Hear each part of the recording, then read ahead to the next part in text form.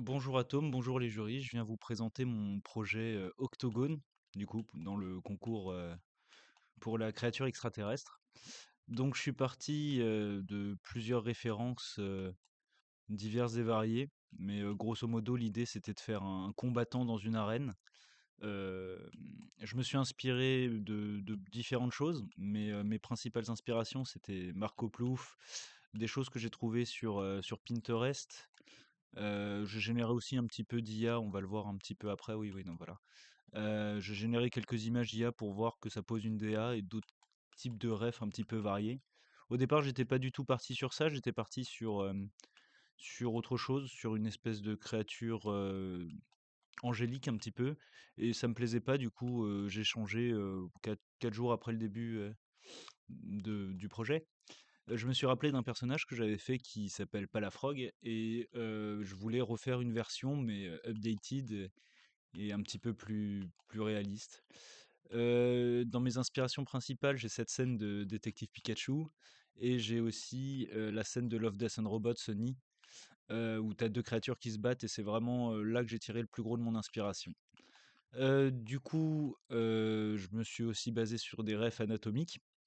J'avais noté quelques petits trucs, mais je voulais que mon modèle il soit à peu près cohérent anatomiquement et que ce soit une grenouille, grosso modo. C'est un peu tout. La question du quadrupède s'était posée, mais finalement, j'ai changé d'idée.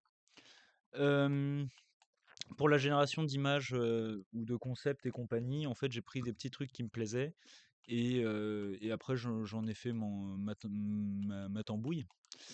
Le seul truc qui était vraiment cool, parce que j'aime pas trop, les images générées comme ça, je trouve que c'est un peu mou, c'est que j'ai demandé, c'est ChatGPT, j'ai demandé à ChatGPT de me générer, basé sur la base que j'avais là, un squelette et mis à part les omoplates, et les clavicules, j'aimais bien ce qu'il me proposait donc je m'en suis aussi servi, moi quand je sculptais.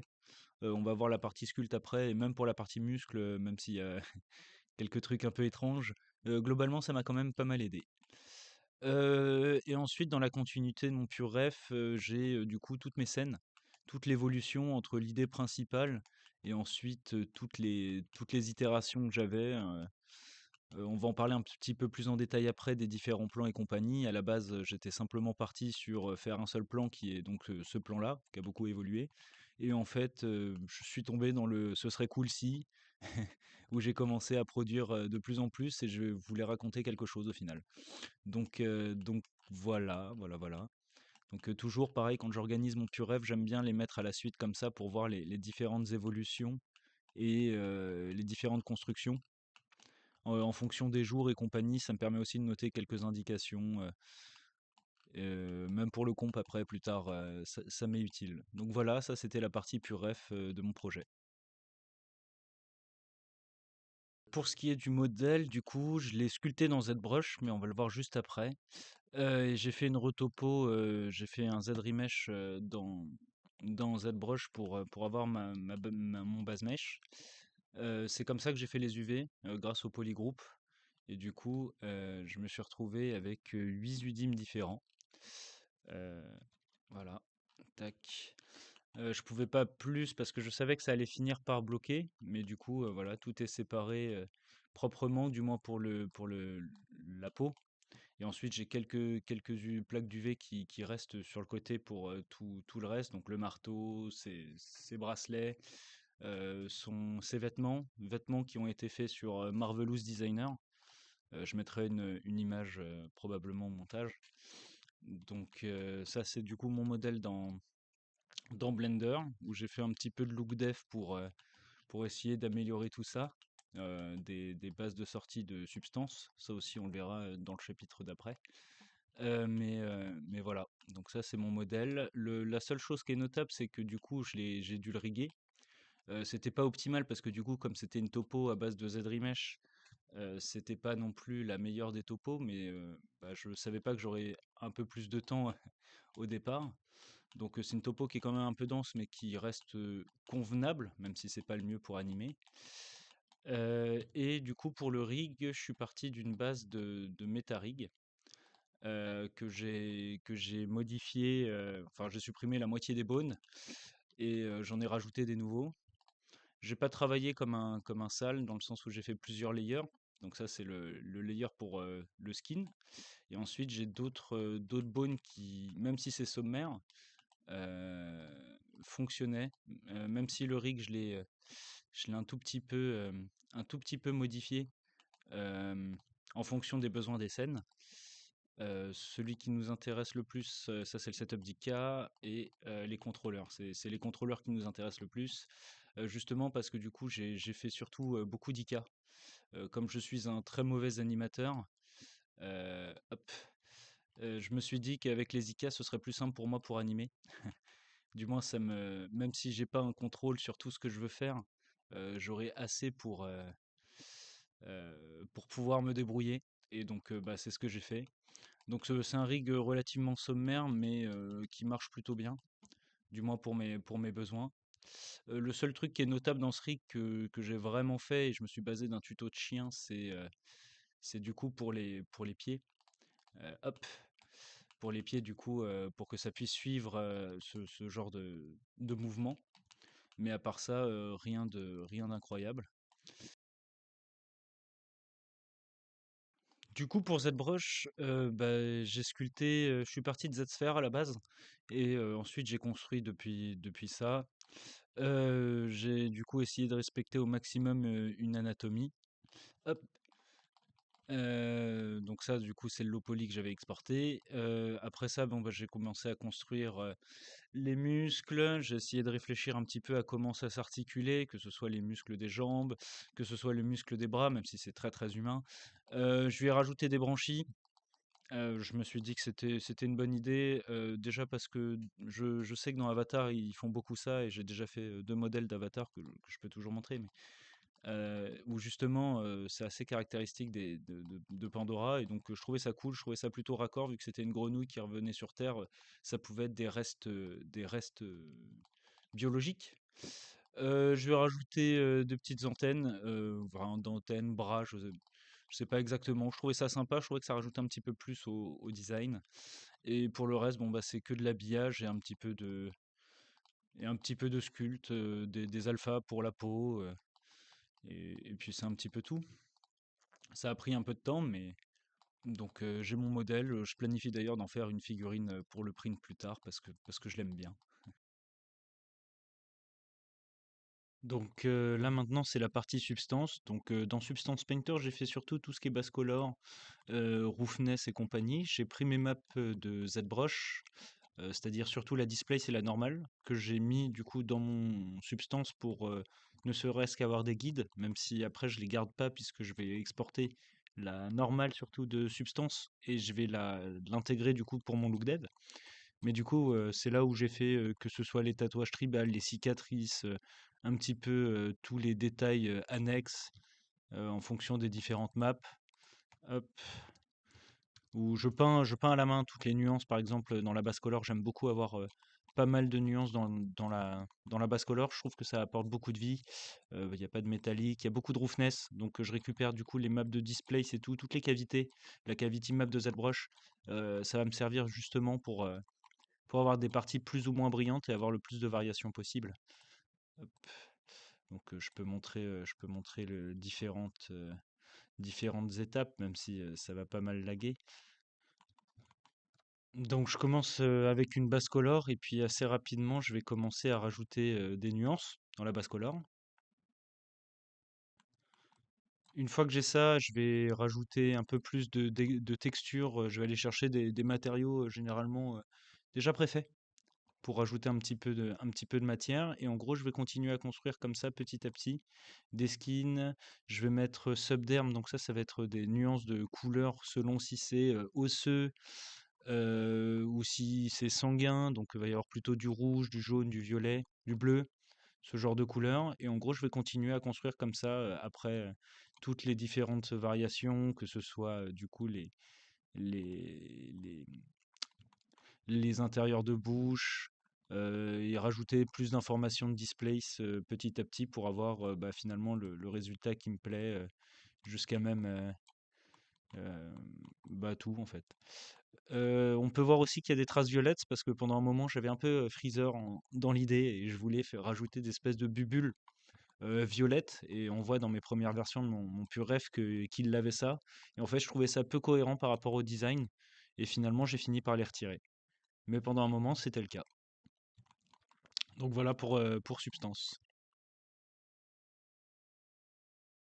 Pour ce qui est des rendus, j'utilise le Compositing Tab de Blender, du coup je render sur Cycle et je rends en différents éléments pour, essayer de décharger un petit peu le PC.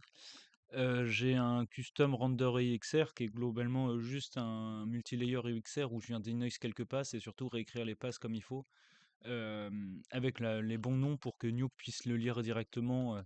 J'ai tout mon petit setup déjà fait. J'ai quelques notes qui traînent ici qui sont des notes généralement qui sont là pour, ma pré-comp. C'est juste pour avoir une idée approximative de ce à quoi ça ressemble, et donc ça aussi du coup c'est les deuxièmes éléments. Du coup c'est divisé en 2 layers différents, la plupart du temps, l'enviro et la créature. Des fois je rends aussi la volumétrique à part, mais du coup, bah, ça me permet de rendre, d'un côté la créature et de l'autre l'enviro, s'il veut bien charger. C'est comme ça que je setup tout. Du coup, ça me fait des frames qui sont assez lourdes, surtout que je compresse pas des masses mes passes. Du coup, parce que du coup, à chaque fois, évidemment, bon là, je mets toutes les passes parce que je suis un bourrin, mais et des light groups, mais généralement, je sélectionne ce que j'ai besoin pour le comp. Donc, je fais des test frames pour Nuke, et une fois que j'ai toute ma pré-comp plus quelques passes, je viens sélectionner ce qui me plaît et enlever le reste pour essayer d'alléger. Pareil pour mon projet, j'ai essayé de le faire en 4K, et donc j'ai 2 de mes 4 plans qui sont en 4K, 2 qui sont en 2K, parce que en fait, je me suis rendu compte que ça prenait trop de place et que je pouvais simplement pas, j'avais pas le stockage qu'il fallait pour pouvoir gérer ça, et puis les temps de rendu, étaient, vraiment, super longs. Donc j'ai préféré downgrade en 2K, après, même si bon, bah, ça j'ai au moins un plan en 4K qui est plutôt joli, je trouve. Mais c'est ma manière de travailler, et comme ça, bah, je suis sûr que j'ai, le plus de contrôle possible après sur Nuke pour pouvoir faire du compositing. Voilà, il manque les textures.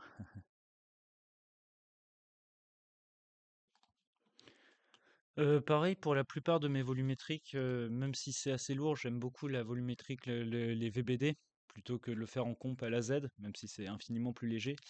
Du coup, je génère mes propres volumétriques dans Ambergen. Donc je l'ai fait 2 fois, je l'ai fait une fois pour le terrain et je l'ai fait une fois pour, la bouche du personnage, dans le deuxième plan, et je trouvais ça sympa. J'ai pas le logiciel installé sur ce PC, donc je vais pas pouvoir le montrer, mais grosso modo, c'est assez simple d'utilisation. On met des colliders, parce que du coup, là, il y a pas, mais normalement, si on voit rapidement, il y a des colliders, ça me permet de générer, ce qui me plaît, les formes que je veux, le noise que je veux, l'orientation s'il le faut, et je trouve que ça rajoute un petit peu de vie. Du coup, j'ai généré tout ça dans Ambergen. Pour ce qui est de mes prévises, j'ai pas eu le temps de faire des storyboards ou toutes ces choses-là. En un mois et demi, c'était quand même un peu tendu. Mais la seule chose que j'avais qui permettait un peu de me repérer, c'était de faire des prévises quand même. Donc je faisais des viewport render assez fréquemment pour avoir une idée de où j'allais. Donc je peux montrer le tout départ. Donc au départ, il y avait ce plan-là qui a sauté après, parce qu'en fait, je trouvais qu'il n'était pas raccord avec ce que je cherchais. Donc le premier était extrêmement brut. Graou, arrête. Extrêmement brut. Et petit à petit, en fait, je viens affiner. Donc là, bon, bah, toujours le personnage ne bouge pas. La scène, elle a sauté. Et là, je commence à avoir une petite approximation de ce que je veux, ce que je cherche. Là, on a déjà un truc qui est un petit peu plus proche du résultat final. Je peux encore avancer dans les prévises. Donc j'aime bien construire vraiment au fur et à mesure. Bon, on a le titre là cette fois que j'ai fait sur Photoshop rapidement, avec les débuts d'animation. Donc animation qui était très compliquée et pas forcément très agréable à faire pour ma part. Enfin du moins c'est la partie que j'ai le moins aimé du projet parce que c'est pas mon fort. On voit que bon bah les mouvements c'était pas ça. Mais au moins comme ça j'avais une sens du timing, du nombre de frames que je voulais rendre, de toutes ces choses-là. Ce qui nous amène jusqu'à la prévise 11. donc qui est pour le moment la dernière prévise que j'ai faite, où là, du coup, j'ai commencé à remplacer les shots par les shots que j'avais vraiment. Celui-là, il a été rendu depuis. Celui-là aussi, il est bon. Le troisième, il est presque bon à l'heure où j'enregistre. Et le quatrième, celui-ci est en cours de render. Donc, il me reste plus beaucoup de temps pour pouvoir finir. J'ai fait certains choix aussi. Par exemple, pour cette animation-là, euh, elle, a- elle est réduite de moitié. Ça me fait moitié moins de frames à animer et à rendre. Et au vu du temps qui me reste, c'est pas mal. Enfin, des fois, il faut faire des compromis pour les projets, pour les rendre à temps. Donc, c'est à peu près ce que je fais. Mais du coup, Prévis qui est quand même sacrément utile pour savoir dans quelle direction on va, dans quelle direction il faut aller. Et pour finir, pour ma comp, j'ai utilisé Nuke. Alors quand j'ai le temps, j'essaye d'organiser un petit peu avec des backdrops, même si je suis un petit peu anarchique, je dois l'avouer. On verra un deuxième arbre, je vais pas tous les présenter puisque j'en ai fait 4 en tout pour les 4 plans. Même s'ils suivent tous un peu la même structure, on verra que je suis un peu plus anarchique quand j'ai vraiment pas le temps. Mais du coup, grosso modo, je sors mes différents EXR. Donc, comme je le disais, l'enviro, les smokes s'il y en a, la smoke elle est là. Les smokes s'il y en a, et mon personnage. Puis après, je vais faire tout plein de retouches pour tout ce qui est alpha et compagnie. Je vais aussi ajouter Cryptomat pour rehausser certaines couleurs en fonction des plans et de ce que je veux montrer. Là, dans le plan, je vais aussi avoir beaucoup de glow. Donc l'expo glow, les notes dans ce style-là, bah, je vais pas mal m'en servir aussi. Ça va mettre un petit peu de temps à charger, mais normalement c'est censé fonctionner. Et à la fin, j'ai tout ce qui est post-traitement, avoir un petit peu de blur, toutes ces choses-là qui... Hop, je vais mettre ça. Hein. Toutes ces choses-là qui permettent d'avoir mon rendu final. Donc voilà, quand j'ai le temps, c'est ce genre d'arbre que j'ai. J'ai un autre node, bon là il est cassé, mais c'est le... il me fait les passes tout seul pour pouvoir faire les breakdowns. Ça s'appelle Breakdown Maker. Et sinon, à part ça, il n'y a rien de notable. Hein, c'est toujours un peu les mêmes choses, des grades, des cryptomates et des colors corrects. Et puis c'est à peu près tout. Quelques trucs avec les alphas, un petit peu de ZD focus. Si, le seul truc qui peut être notable que je peux le dire encore, c'est pour ce qui va être de la lens dirt. Donc je rajoute un petit peu de lens dirt sur ma caméra. Alors il est très subtil, c'est en fonction de la luminosité de, de mon plan, mais je trouve que ça rajoute un petit peu, un petit truc en plus. Et pareil, après je viens gérer les grains et compagnie. Donc voilà, ça c'est mon premier plan. Et donc là, pareil, j'ai un deuxième exemple où là je suis un tout petit peu plus anarchique dans mon comp, donc faut pas montrer ça à des professionnels du comp parce que je me ferais sans doute arracher, c'est pas très lisible, mais l'idée est toujours là, je viens stacker mes plates, je vais changer mes grades et compagnie, rajouter tous les petits effets qui peuvent être sympas, grade comme ça me plaît pour avoir un résultat final. Donc voilà, c'est un petit peu tout pour le comp. Je pense vraiment pas faire des trucs vraiment incroyables ou qui changent de la norme, mais assez pour que ça fonctionne pour moi. En tout cas, merci de m'avoir écouté. Le projet, dans sa globalité, bah, ça m'a pas mal amusé. Merci à Tom d'avoir fait ce concours. J'aurais juste aimé peut-être que le sujet soit un petit peu moins vaste que créatures extraterrestres. Je pense que les contraintes auraient pu apporter des choses en plus. Mais sinon, merci de m'avoir écouté jusqu'au bout.